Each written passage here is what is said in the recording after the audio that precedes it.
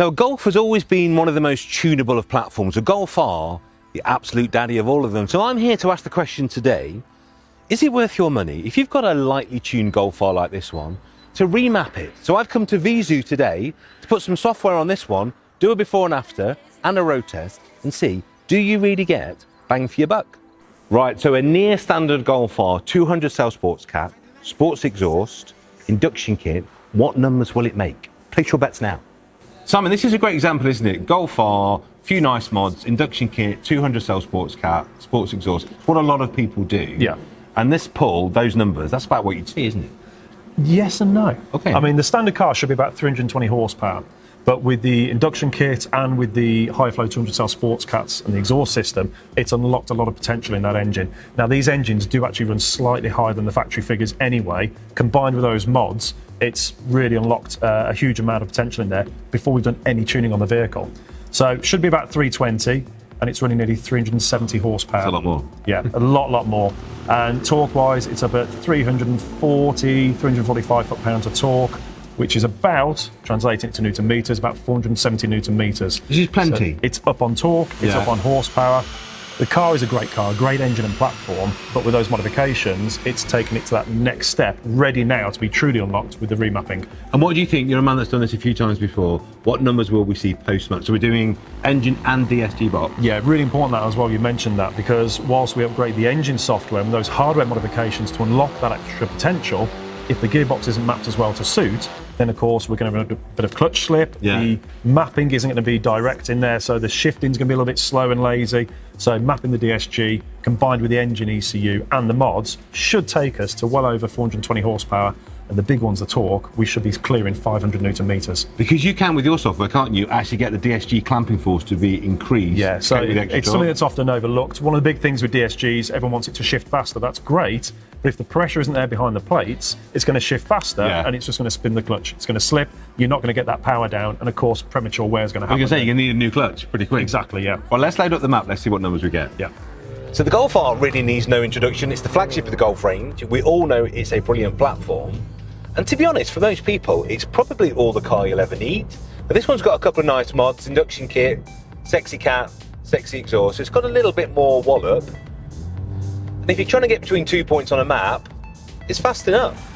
But with the all-wheel drive, it'd probably shame quite a few lower range supercars.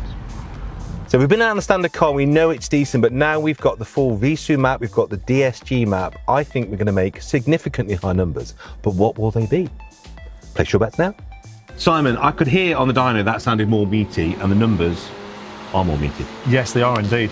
I mean, if we look at this right from the very start of the run, we start about 1500 RPM, it's already pulling stronger at that point, horsepower's increased, and then when the boost actually comes on properly, sort of the low 2000s. It's a big jump in power there, and a big jump in torque, isn't it? Torque's huge. I mean, torque's climbing now, where it peaked before between sort of 2.5 to 3000 RPM, where our actual peak is now at 4.5, so it's pulling and pulling and climbing all the way through the RPM band. The interesting bit, of course, is the figures, but look at the top end, where the standard car started to tail off about 6,000 RPM. And it keeps pulling? It's pulling all the way to the gear shift now at 6.5. Amazing. I'm going for a drive. Can someone take these straps off?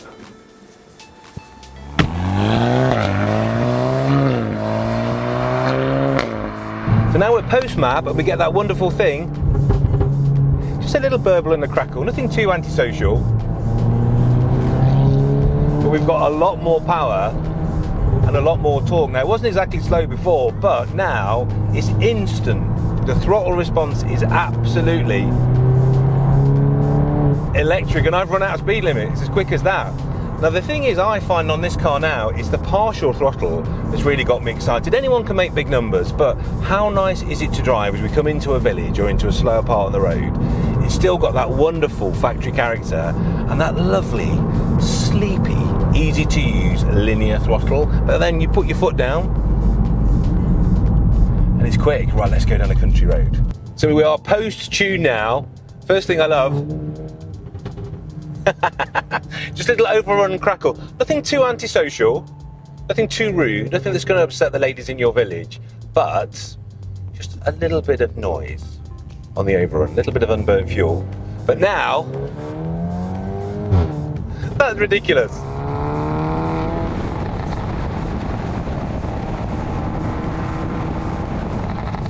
It's a lot quicker, it's a lot punchier, it's an awful lot torquier.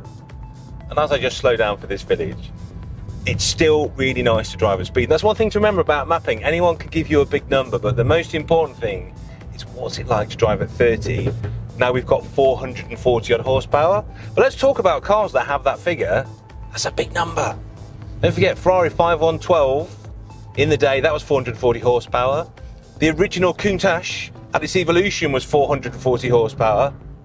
Do you remember the FQ 440? Everyone said that was absolutely insane to put that amount of power in a family car. We now have it in a Golf.